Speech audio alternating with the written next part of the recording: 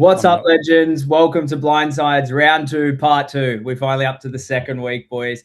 I did really well in Vegas. I was pretty stoked with the outcome. I only had 5 play, and I'm looping in Setu 2 for the 42. And I had Ryan Couchman 60, but unfortunately, he's on my emergencies, and I can't get that score in my team. I'll just happily take the cash rise. But how are you guys going? You guys happy with Vegas? You both jumped on Dylan Brown. How does it feel? Well, Kenty, without his demerits, he would have got 50. I can only see it being a good thing. Well, without wheels on a bike, it's a boat. But yeah, it's all good. Well. Hey, releasing our sub. I was fortunate enough to put Couchman as my first emergency with Dewey in number 4, so I've got his points already secured. So happy about that. And I went balls to the wall and actually started Setu 2. It was looking pretty bleak for a bit, but man, he went to 42. So good times, and all other scorers, Marnie, Lukey, Mooney, they all impressed. Pretty cool about that. And in my second team, I took the risk and went Ponga, and that paid off thanks to Kenty. Kenty's like, just have fun. It's your second team, bro. And I'm like, done. Ponga it is. What about your third team and your fourth team and your fifth team? No, we won't talk about that. How about you, Kenty? How are you shaping up? Yeah, man, looking really good. I was stoked that my looping went well. Spent a bit of time, working out, different plans, but it was quite easy to loop with Vegas because you're only looking at 4 teams. So I think I had 6 players. Couch in my fifth spot. I'm looping him in, so that's worked out real sweet. Dylan Brown, I was still iffy on because that was like a real last minute call anyway, and so I had him in my 7th spot, so that works out perfect because now I'm actually going to play Sanders ahead of him. I'm willing to punt. So giving that a go, but everyone else has smashed out the park and stoked. But this is where we come into round 2, TLT. I think that the best way forward in this landscape, less is more. Chaos does create opportunity, but there's also a lot of landmines in this team list that will attract people and cause a lot of problems down the track.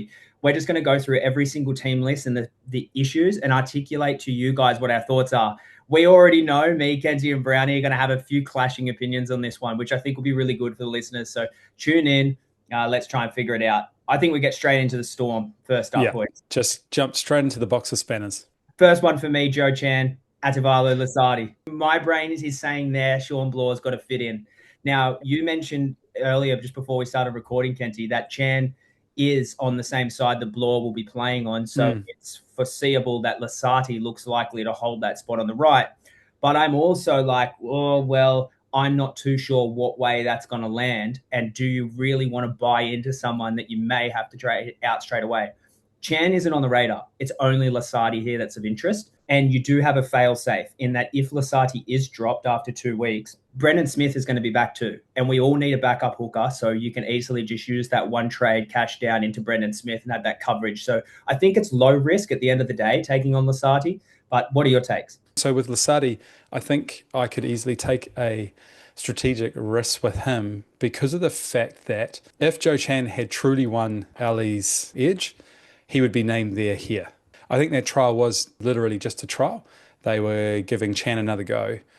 We all saw how that experiment went last year, and it was a pretty massive fail. So I think they were giving him another go for two games. They gave him the right-hand side. Everyone thought now that must mean that Lasardi doesn't get it. I think it probably just proved that Lasardi is the right guy on the right, and Chan will make way for Blore once Blore is back, either next round or round 3. So from my perspective, this is one where logic can actually kind of give you a better view of the actual risk that you're taking. Do you have anything to add there, Brownie, on that? There's been reports all preseason from different sources as well that Chan's won the vacant edge spot for the Storm. And so everyone's kind of discarded Lasardi now, saying, nah, he's a risk, he's unsafe. I see Chan as the risk, as Kenty just brought up, because you don't name a guy on the left edge and a guy on the vacant right edge, and then 2 weeks later you're going to swap Chan, who's playing on the left, over to the right to make way for Blore. It just doesn't make sense. And this is the Storm we're talking about. They are structured. Yeah. They work by structure. There's no way that they have mucked up their structure to then change it again, once Blore's back ready. I just don't see that. They are the most structured team. The best case scenario is Lasardi is the long-term starter, makes you a ton of cash, because he will if he gets a starting role with decent minutes. Worst case scenario, you've got a fail-safe in Brendan Smith. He is a risk that I would take for sure. And there's heaps of cheapies to just flick off to right now. So Yep. it is the best time to take risk, because if you get it slightly wrong, it's one trade. You're not going to have to do two. You can pretty much just cheapy hop. Stefano Ituikamanu. You guys know I'm not too high on this. Storm is the system. I think he'll be at set minutes. This bench does give me hope that he is probably going to be on the upper echelon, and we don't need much from Ituikamanu. He is that mid-range prop right now that all he needs is minutes, and he will be a massive scorer. But will we see that change? It hasn't changed for a few years. He has this weird stat line. Whenever Loiero plays, he plays lesser minutes. Whenever Loiero is not there, he plays more minutes, even though they have no correlation to each other in their minutes on the field. So like Loiero's lock, Ituikamanu is prop. So that could just be a bit of a coincidence, I would say. One that I want to watch one round, but I can also see the argument that you would just jump in from round one because it's the best time to take the risk. But you guys have more to say on this, so I'm going to pivot to you.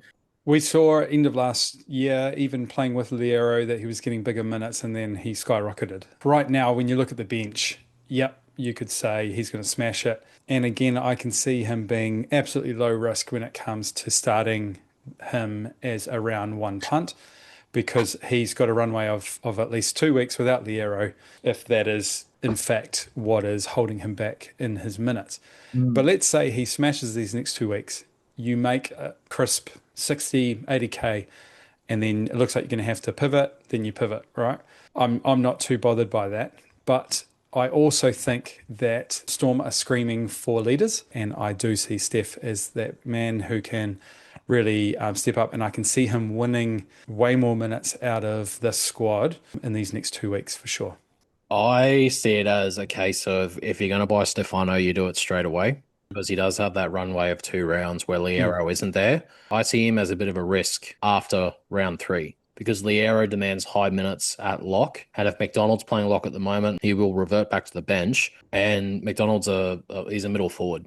I think at the moment, in the opening rounds, he will play over 55 minutes or up to 55 minutes, but he'll be in that mid to high 50s range, I think. When Loiero comes back, he may even go down to a high 40s, low 50s minute scale. So I think if you're going to buy Stefano, buy him right now. Obviously hold him when Loiero's back. You don't want to pivot off him just because or just in case. You want to see how those minutes play out. But by that stage, he should have a low enough break even to hold him, see how he goes, and just hope that those minutes maintain at a higher rate rather than dip too much. The next one I want to go to is I was pretty high on Nick Meaney temporarily there as we're coming into round one, and there was good reason for it. When Nick Meaney plays 70 minutes or more at centre, which removes his injury games, with Pappenhausen, he averaged 43, which is basically where he's priced at. But without Pappenhausen playing 70-plus minutes at centre, he was a 49.1 average. So with the goal kicking, playing centre, it was foreseeable that Nick Meaney could have had some cheapy potential or mid-range potential to at least get you 6 to 7 points of value, pushing close to that 50 average mark until the landscape settled and we knew who we wanted to target. But now that Aitken's in, now that Herbie is still very much on the radar, and we have all these different options, and Nick Meaney's been moved to the wing where he averages less, he is gone. But Moses Leo has jumped into the centres, and I think he is going to attract a lot of people. He's played 2 games at centre, one for single-figure score and one for a 30. He doesn't really have any pedigree. He's a rugby boy that's come across to Storm. He's forced his way in because there's been injuries. People left this squad. I think both Leo and Meaney are firm avoids. I would not be buying either of them. Do you guys see that the same? 100%. Because they were talking about the vacant wing role, and I thought maybe Leo would have won that spot and Meaney would have stayed centre, which I would have preferred. I didn't think Leo would actually get named at centre. I was surprised when I saw him named at centre. I thought it probably would have been Marion Seve, which is what I would prefer as well, because he's got NRL experience there at top grade and he's always done the job. But Moses Leo playing centre in reserve grade, he averages like it's high 20s. So if you're playing NRL level, you want to see at least a decent output in reserve grade, but Leo doesn't have that. So if you're going to get him at 250 dual, which is fine, but you've also got Chester and Macassini as dual as well. And he's got a 19 break even. I can only see him getting 20s this game, low 20s, mid 20s. He's not going to move much in price, so he's going to be kind of that plotter on your bench just as that emergency, but you're going to get no movement in cash. So I would avoid. Because we're talking about centre winger, I'd prefer you don't use Plotter. I'd prefer you use Lawton. Yeah. He's just another Lawton. So. Yeah, thank you. Good time avoid. And I do have a theory as to why he's playing centre. I think because Nick Meaney is going to Perth Bears next year, they're trying to blood new centre experience. And Moses Leo will sit there until Xavier Coates returns. And then Xavier Coates will take that spot of Meaney on the wing, and Meaney will go back to centre. But until that time, Meaney is just going to tank value. So Meaney is a watch big time. He's going to tank value playing centre outside Leo of all people, so that when Xavier Coates does come back and Meaney moves back to centre, better averaging position, closer to the ball with goal kicking, definitely someone to consider over Origin. But again, you've got to watch it. Moving into the Eels, there isn't really much to talk about here for me. Basically, Jermaine Hopgood. Mitch Moses, we've been up and down on him all preseason. I ended up gassing him to get in Nathan Cleary because I don't want to take that job share risk with Peasant. But Jermaine Hopgood, I'm convinced that he's going to play roughly a 50 to 55-minute role. But you guys see a bit more potential in him. So my thoughts are that we haven't seen him in a stable role for a whole season. He'd come off a big back issue when prior to that, he was an 800K plus mid-edge DPP playing at lock and could play 80 minutes if you wanted him to. But there's clearly been a change here. DeBellin in at lock will share minutes with Sam Walker, which means Talon De Silva is going to take minutes. Dylan Walker, what did I say? Sam Walker. Sam Walker's a lock now, apparently, for the Eels. But then Sam Tuivasa and Matt Dury, they're going to be sharing minutes with Paulo and Hopgood.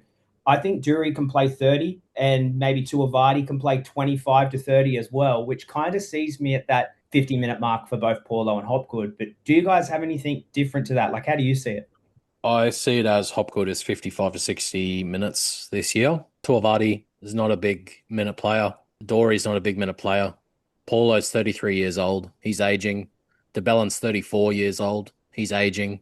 I think the main minute man in this squad is going to be Jermaine Hopgood. And I see Tuivasa rotating with Hopgood. Tuivasa possibly playing 20, 25 minutes at most. Dory will spell Paulo. I think Dory plays about 30, 35 minutes. And then you got Dylan Walker substituting Jack DeBellin. And then obviously Talon De Silva is just going to sub out Riley Smith. I can see that just being a very plain, a very simple switch of positions there. And Hopgood's going to be the main man. Yeah, I'd agree. And when you look at his stats, so he has about 10 games where he's played over 50 minutes at prop, and he has 63 average. Sorry, he's got a 53 average, not 63. Maybe that was me dreaming.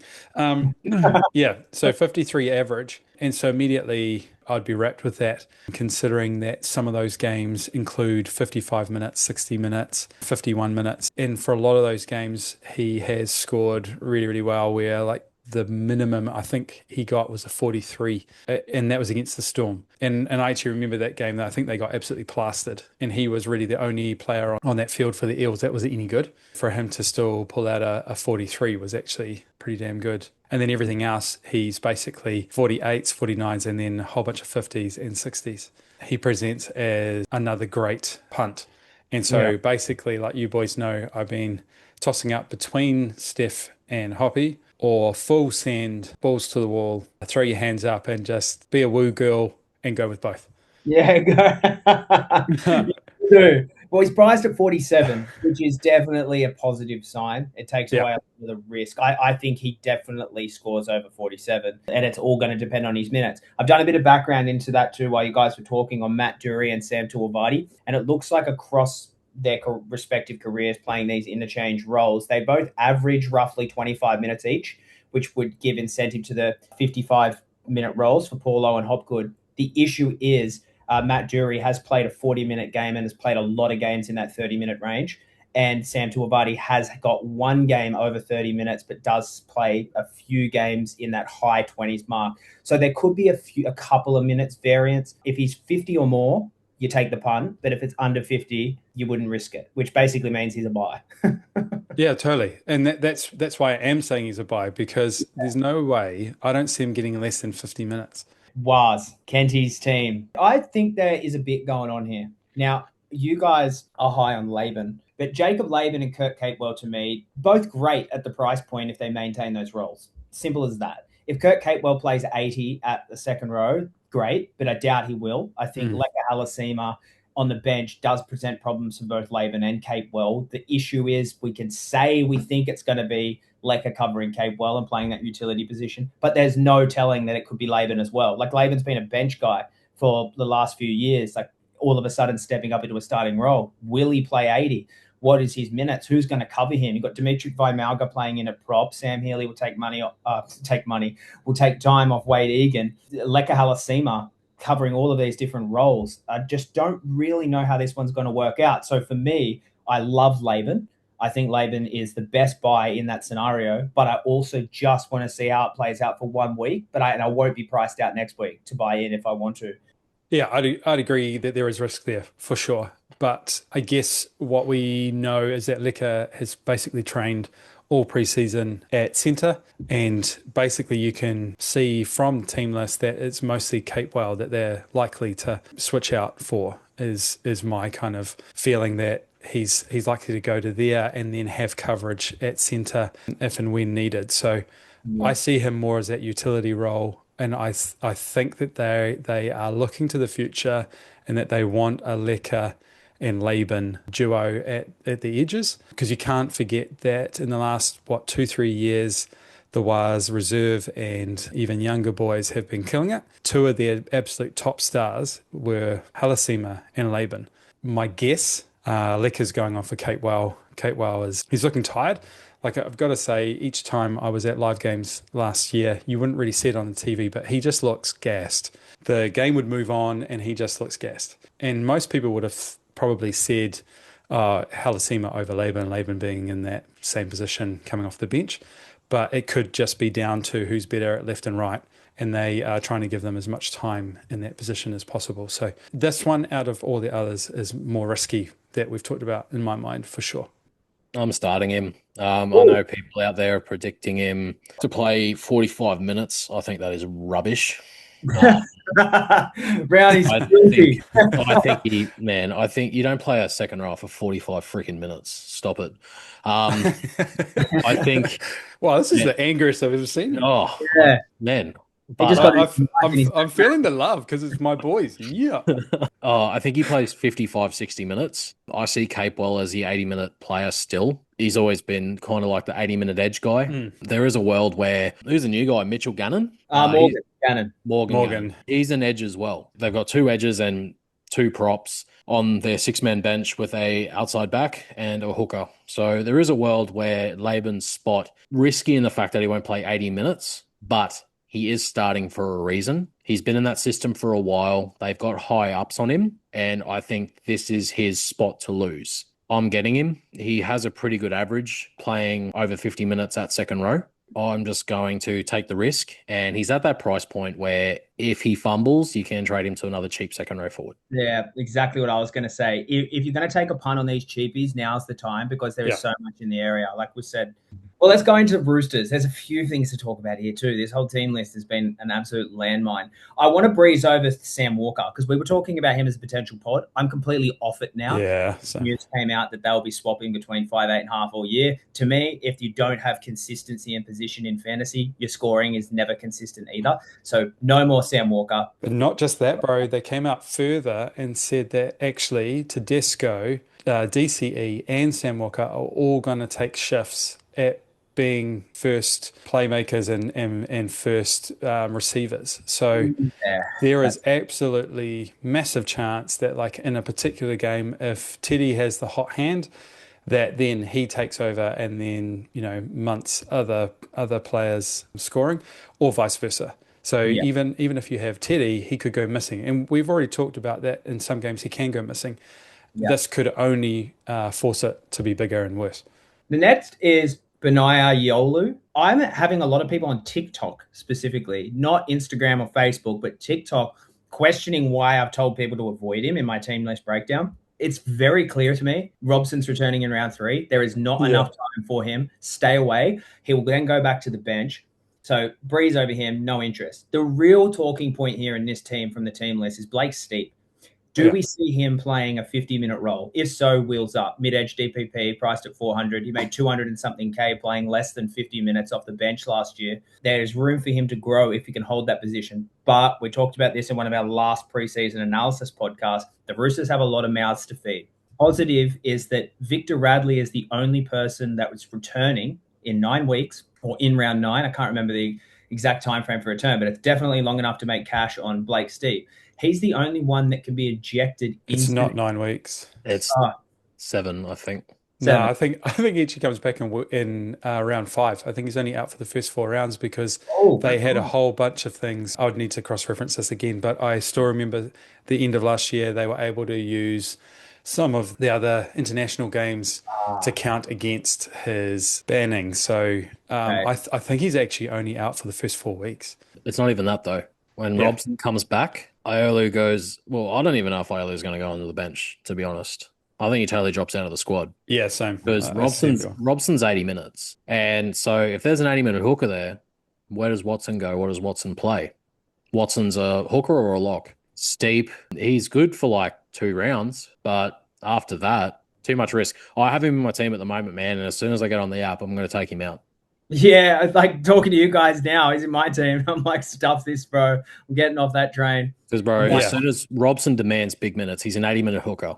It's not like they're just going to share the hooker role between Robson and Watson. That's just not going to happen because they're 2 big-minute players. I can see a world where Steep plays 40, 45 minutes, but is that enough? My other point too is we've already most likely, or everyone's going to be scrambling to do, is you've probably got a team with Ryan Couchman, who's likely coming off the bench and has a high PPM and is a very much in the same mold as Steep. And you could argue that a lot of people who didn't sell have Stewart. He could still be another player that comes off the bench. Arguably has a very similar PPM. Do you really want 3 of those boys in your team? We have seen more information about Ryan and Stewart. They are safer. We have no idea about Steep. Yeah. And so there is still chances that Stewart could get much smaller minutes because suddenly Ryan's got the hot hand or even his brother gets the hot hand. Or do you know what I mean? Like, I don't know if I want all 3 of them who are all really risky in my team. At the moment, I only have Ryan. So I would look to potentially take a flyer on Steep for sure. Broncos, boys. There's not really that much here. Gachevsky is no-go zone, especially with Orblicks likely to take that time on at the edge. The only reason I was interested in this potential scenario was if Orblicks Tawa was starting. And if he's not starting, I have no interest there. So coaches, don't touch Gachevsky. He's been horrible for a whole year for us, basically. He's still priced through the floor. Don't go near it. The other one, though, that I do want to highlight, Ben Hunt coming from the interchange, that is a massive watch for me because if he continues to come from the interchange and, say, playing 50-minute role from the bench or something like that, comes on as a late game injection or maybe there's a late male rotation here and he starts, regardless, he's going to lose money if he's not playing close to 80 minutes. So it's just something to keep an eye on because if Adam Reynolds gets injured, we know Ben Hunt's playing halfback. And when Ben Hunt plays halfback, he can average 600K. And I actually got people into Ben Hunt towards the back end of last year where he made a quick 100K and was scoring 60s. So it's always something to keep an eye on there. Next, let's go into Panthers, boys. There's probably not much to talk about here either other than IPAP fell through and he is on the bench. Yeah, he's a bust. As much as I wanted IPAP, won't. Yeah, won't. But also don't touch Garner or Sorensen because I can see this changing. Like IPAP could be starting second row next week. All this tells me is this same scenario is still there that we had last year where there is no stability in that edge rotation. Liam Martin comes back next week, which also goes because I think he's only out for 1 week with that cuff. So that then goes, well, one of Luke Garner or Sorensen is dropping out. The other one would say starting. That is my guess. Papali looks like almost certain to stay in that middle rotation. Outside of that, there's nothing really of interest to me outside of just warning coaches again, don't touch Casey McLean. And then obviously Cleary and Yo, if you can fit them and you've got money, try and get one, if not both. Yeah, sure. I got both of them in my team.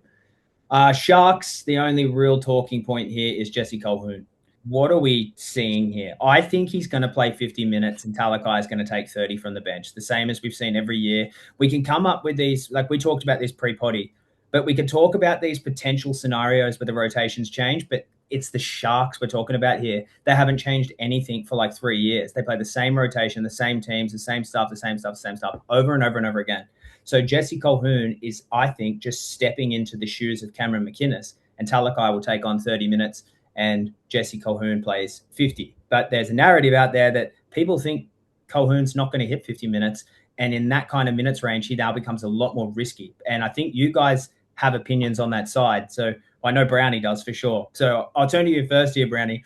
What's your opinion on the Colquhoun scenario? Because I see Rudolph, Kaufusi, and Ueli somewhat fitting into that middle rotation, but I don't see where else you put Talakai other than at lock for the minutes that Colquhoun doesn't play. I see it as Colquhoun has never played 50 minutes at lock. He has always been a high 30s, low 40s minute player there. I see the rotation being pretty simple. I see Kaufusi and Uele coming on for Hazelton and Fanua Blake. Talakai spelling maybe Billy Burns for 15 minutes as a bit of impact, or even just holding the place on the bench as an emergency. But then I see Rudolph coming on for Colquhoun, and Rudolph kind of showed up Colquhoun in the trials. There is a world where Fitzgibbon maybe values Rudolph a bit more than Colquhoun, because Rudolph has always been a semi-big minute player, even in the front row rotation. Colquhoun plays 35 to 40 minutes at lock, and Toby Rudolph plays out the rest. Toby Rudolph hasn't played lock since 2021. So, like, I don't know if we're reading into just trials, like they're just trialing different positions, seeing what Toby Rudolph looks like at lock, see what that dynamic looks like at lock. I just can't buy into that narrative. You take away Hohepapuru and Chris Vailea, they're basically there for cover. Like, they may get an opportunity at times, but I doubt they're going to be included. They've never been part of the regular rotation of the Sharks. These four guys on the bench, Talakai, Rudolph, Kaufusi, Uele, have been regular rotation for the Sharks. And the way that the Sharks use that rotation, a 4-forward bench, the lock plays 50, Talakai plays 30, and then those three guys play on the prop rotation. And they usually, that's why Adam Fanua-Blake plays less minutes. Tom Hazelton will play low minutes. They want constant impact in that middle rotation. So I actually think that there is a case for what you're saying in that Toby Rudolph could play lock. He's played it before in his career and for a substantial point of time, but hasn't played it since 2021. So it's definitely a risk. But the other side of it is that if the usual Sharks rotation from 2025 is just Colquhoun stepping in for McInnes and Talakai takes those minutes, Colquhoun's certain value at 50 minutes. He's just a tackle bot, but he needs that time. So at 347K, I think the real question is, at 347K, is it a risk worth taking from round one? It's in that real awkward price point. It's a hard one to bounce back from. I think it's a harder pivot if it goes wrong than some of the other ones that we've talked about. I can see what Brownie's saying. I also think, though, that for the first few rounds, I can see Colquhoun kind of doing exactly what they have always done with their locks. I also wonder if Talakai, having signed for the Bears, if they aren't going to be prioritising a whole lot of minutes towards him either. I mean, they'll take their chunk of change out of him for sure this season. Colquhoun is someone that's definitely the future of the club. So I can see them investing a whole lot into him as well. For sure. They said in preseason they've extended Jesse Colquhoun till 2030, I think, or 2029. Yeah. They've also dubbed him as the future club captain. So he's literally, he is stat-wise copy-paste Cameron McInnes, just a younger version. All he does is tackle. He has very low attacking upside. And he's very defensively sound. And he has missed tackles in his game, but obviously they'll alleviate from his stat profile the longer that he's playing NRL level. I just think he's worth the punt, to be honest. I know he's at an awkward range, but if he plays 50 minutes, he's going to score a 40 average, and it's worth it. He'll probably stay in my team. I see a steep riskier than what he is. I'd agree. Yeah. Totally agree. Yeah. Well, let's go into Titans, fellas. Ready to move on? Yep. Oh, I was ready before we even started the Sharks. Yeah. And that's why I bully the Warriors. But there's a bit to talk about here. I would say generalization, avoid everybody in that back line with no Jaden Campbell, except Siali Faimani. I think there is a case for Faimani that at 230K, he opens up a lot of cash opportunity for you to spend money elsewhere. And if you are lacking winger fullback coverage, it's someone to consider. Like he is not the winger archetype of somebody that is going to stall like Nathan Lawson did. It is going to be 230K, maybe an early cheapish burn, 50 to 100K within the first 4 rounds. But then once Jaden Campbell returns and that attacking flair starts to get upside, and if we buy into the narrative that Hane is really turning this team around and the Titans will be a better team, well, Siali Faimani is going to be a beneficiary of that. That said, in trials, he wasn't too impressive in terms of fantasy output. And that was with JC, and I think JC pulls the strings. And if they're ever going to be an attacking force, it has to be through JC. Faimani worries me without JC. He's on a wing. Is he going to get hung and dry?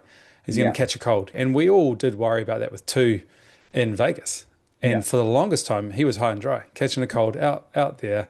Nothing doing. And then suddenly, they started going right for 2. Faimani does present as yet another Lawton possible problem. He is outside Jojo Fafita too. Jojo Fafita is very good with connection. He is not a ball hog. He's not a Bronson Sherry. So I'd agree. That's something to watch, that if the ball gets to Jojo, then Faimani is definitely within the frame to be the beneficiary of points. But again, I don't see them scoring many points without JC. So let's just put a red line through them all temporarily. But if you need to buy Faimani, I'm not going to talk you out of it. I don't think it's the worst. I'd agree. It's not the worst because it's 230, but it's a risk. Aramar Howe. Now, there's mixed narratives here as to why Josh Paxton isn't in the team or will be back in the team, whatever. Brownie's done some bit of research into it. I think the case is closed. Now, there is a narrative that Josh Paxton had a HIA in the trials. This is maybe just delayed concussion symptoms, and he's been rested this week. Not true, completely false, because Josh Paxton is playing reserve grade for the Titans, which therefore means that if he can play reserve grade, he can play NRL, and that Aramar Howe was selected based on form. So for me, solidifies Aramar Howe as a buy. You don't need to worry about the Paxton narrative, I guess, in the short term, but you only need about 4 to 5 weeks with Aramar Howe to make sizable cash on the investment. And if you think about every single player in your team making 100 to 150K as the benchmark, he only needs 4 weeks to do that. If things change, bang, you got the win, move on. So Aramar Howe, massive buy for me. Do you guys see it the same? Yeah, like Paxton's listed in the reserves, so he's going to be playing reserve grade. Aramar Howe, he's young, powerful. He's got a good PPM. I don't think he's going to be 80 minutes, but there's enough there at his base price where there is promise. Yeah. So I'd be running the risk on him 100%. I don't see Paxton coming into the team anytime soon if Howe does well, because Hane's Hane. He picks players based on form and promise, and obviously in the trials and the training, Howe has shown a lot of promise, and that's the way Hane's gone.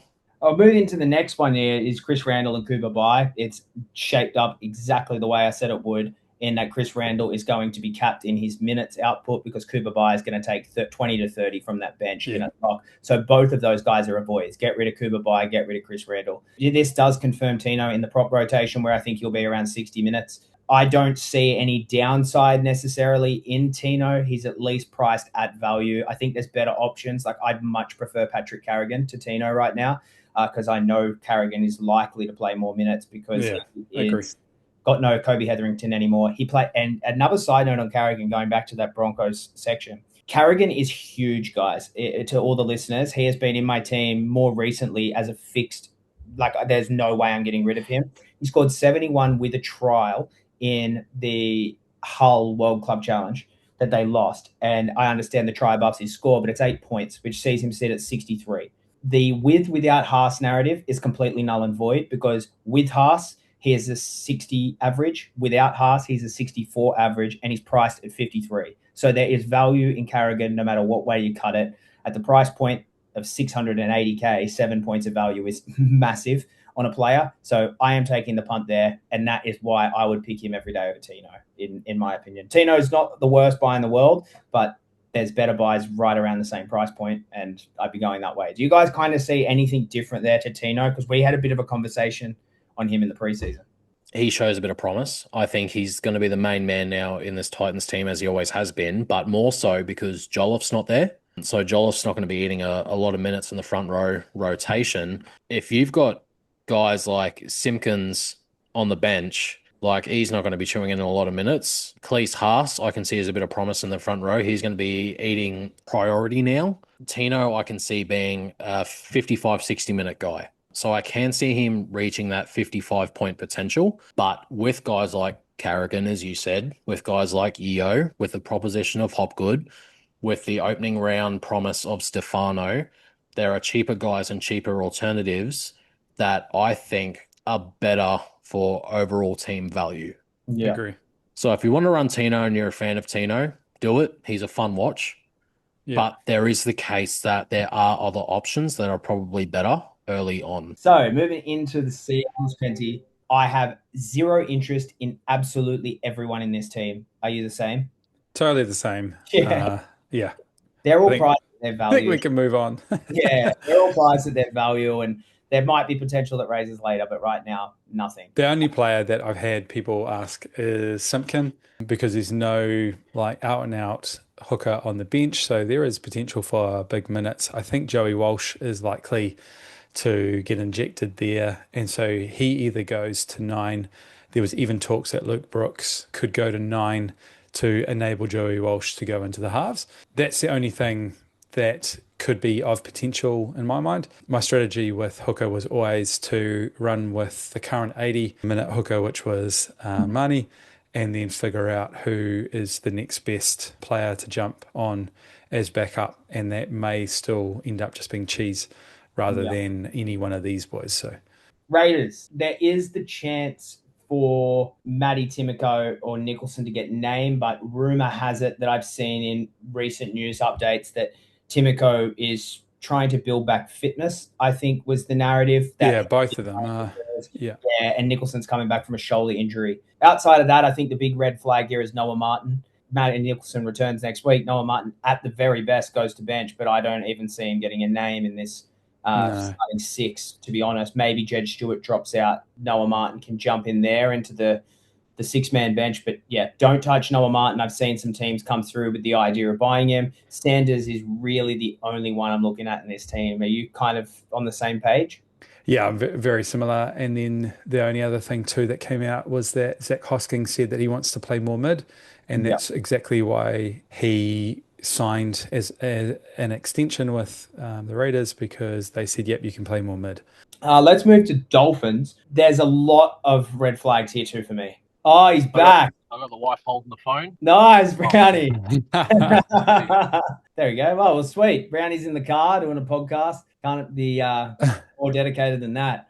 Now, we've got the Dolphins now we're up to, Brownie. We're just explaining it as red flags. For me, Morgan Knowles is a watch. We don't know where Max Plath is going to play when he returns, and he's returning very soon. It creates the same issue for Connolly Lemuelu in that he would be a certain buy if he's going to be playing 80 minutes on the edge for the Dolphins. But the question mark is we don't know how long for. Thomas Flegler named at start is interesting, but again, that shoulder issue is something I want to watch for a significant amount of time before I buy in. Previously, he was only a mid 600K player anyway, so he's presenting potential for 150K in value. It's not the end of the world if you miss out on him. Tom Gilbert in at mid as well. So there's a few weird changes in this forward pack, but for me, I'm not touching any one of them from round 1. Are you kind of seeing that the same? Yeah. I'd avoid all Dolphins forwards. I don't see any value until Black gets a concrete position and we know what kind of minute outlay he has when he returns. Yeah. Other than that, I'd avoid anyone. I know Flegler in the past, he's been a bit of a PPM beast. Obviously, with the nerve issues, like in the history of his outlook, it's just too risky. The only one I'd watch is Platt when he returns. The interesting thing too, though, is that their bench really only has Keely and Kaufusi for the forward pack. It is quite a strange looking bench for sure. And so it is going to be very interesting to watch, because I don't see Fleagy playing for the whole game by any stretch, but then one of these guys who's starting have to. So does that put Lemuelu closer to an 80-minute? And then if he is going to get mins, he becomes interest. Yeah. However, exactly like Brownie has said, I want to get a good look and watch it first. You just don't know which way around this is going to go. And then with the moving parts of who's still yet to come back in, it's still quite a risk. For sure, yeah. And you can perceive value on the surface from one round, but if you start forecasting over 5, 6, 7, 8 rounds, what this looks like today could be very different in 8 weeks. So, yeah, not something I'm buying into. I think we're all on the same page there. The back line is no Trey Fuller, which is a shame, but we kind of knew that was coming. Big area for me is Selwyn Cobbo. Do we think he is going to turn into a 550, 600K winger, tackle busting? He definitely looks like he has the archetype this year. Like, he looked pretty deadly in trials, but again, you could be getting 20s some weeks and 60s other weeks, but he's playing outside Herbie, and I couldn't pick a better center to be playing outside for a winger to buy. And Jack Bostock looked pretty good last year outside of Herbie prior to his ACL injury. So what are you guys seeing on Cobbo? I think he's high risk, but certain team dynamics, I wouldn't talk them out of the buy. I think Cobbo's a fun watch, eh? And I think if you want to free up a bit of cash and you don't want to trust the likes of Fa'alogo or Gray, Cobbo's probably the next best option that I see averaging very similar to those two. And I think outside of Herbie, he's naturally going to see a lot of traffic, which naturally is going to give him a lot of opportunities for points. So I like Cobbo as a very fun play and one that's a bit of budget outside of Fa'alogo and Gray. Yeah, I'd agree. I think it's going to be fun. I think there's going to be some games he's going to absolutely kill it. I think there's going to be some games where he goes absolutely missing, scores very little, which gives me slight trap vibes. Dump his BE real low and we'll be all like, damn, why didn't we get him? Then he'll have a really bad game, or it'll just be a bad game for the team, or whatever happens. His break-even will skyrocket. He'll lose cash. Then he'll make cash. Then he'll lose cash. And I can kind of see him finishing maybe 50K above where he starts. I could totally see that happening. And then ultimately right now, at the start of the year, I'm trying to find every player possible in his price range that is going to make the money the fastest so that I can boost my team value as quickly as I can. And he worries me more than anyone else, mostly because we just haven't seen it.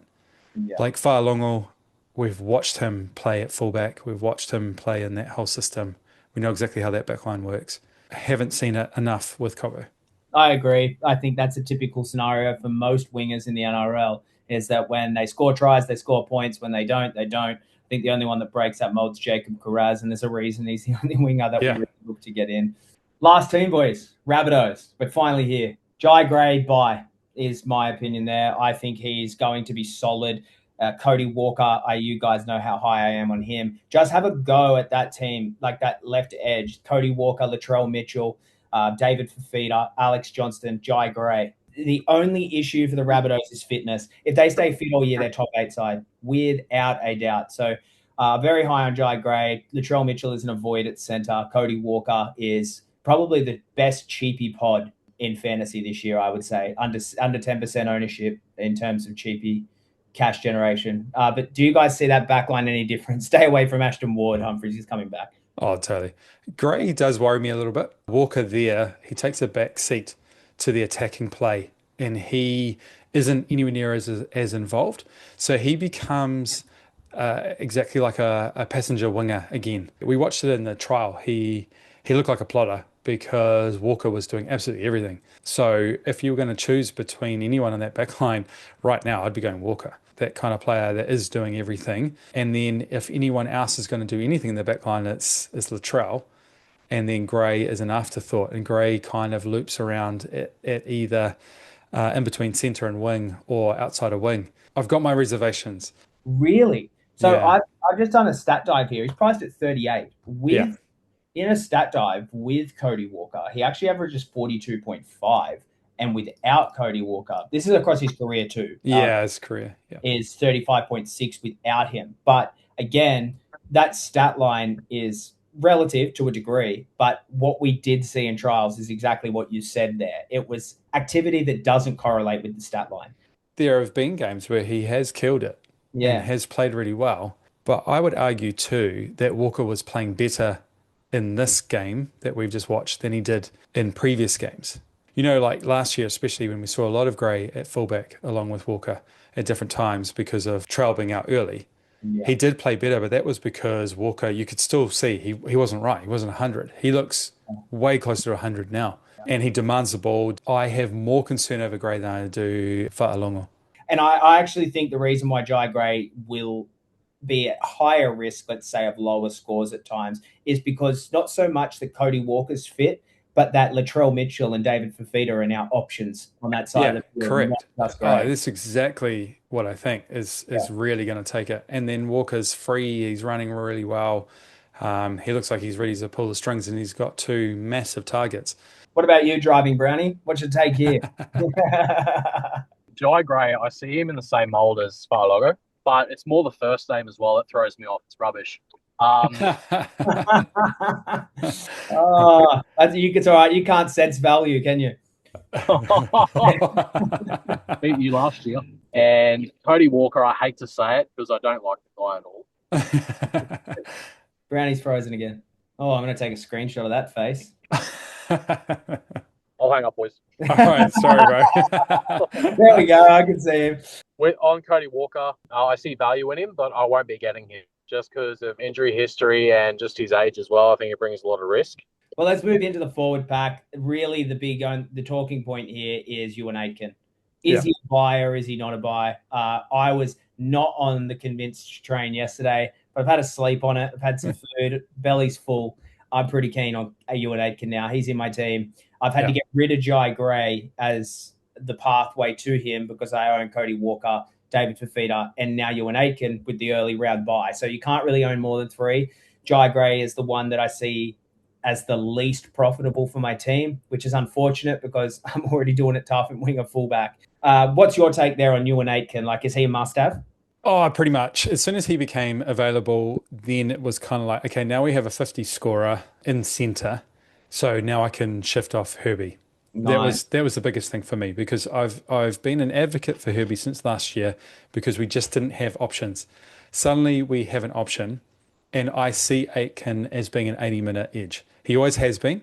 The reality is that Fifi won't be. I can see Fafita getting spelled. Fafita will probably do 60 minutes.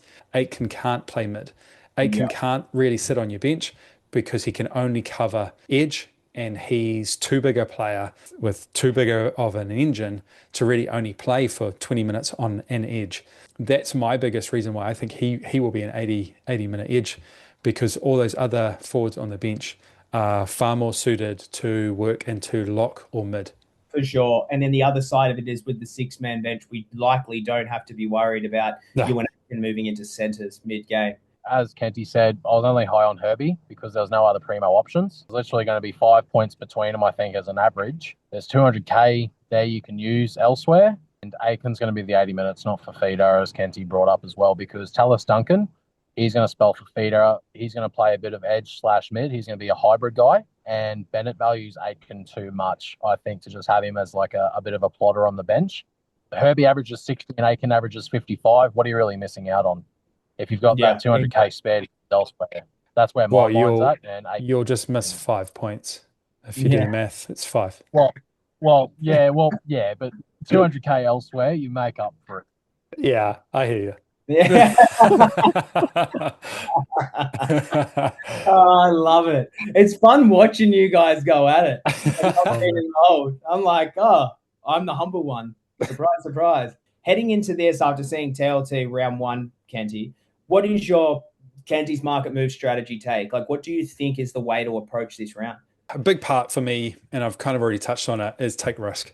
Yeah. I think look at the mitigating factors and weigh things up really well, but take risk. Round 1 is the easiest time to do that. We've got the most cheapies that we have on offer right now that we can cheapie hop real quick and easy and bring someone else in with one trade. I think be decisive, do things quickly in these next 2 weeks. So rest of this week and then 2 trades next week to shore up the team where you need it. So you may have made a mistake, so fix it and do it immediately. If it's Steph and it doesn't work out in week 3, you got 2 great weeks out of him and it was worth the risk.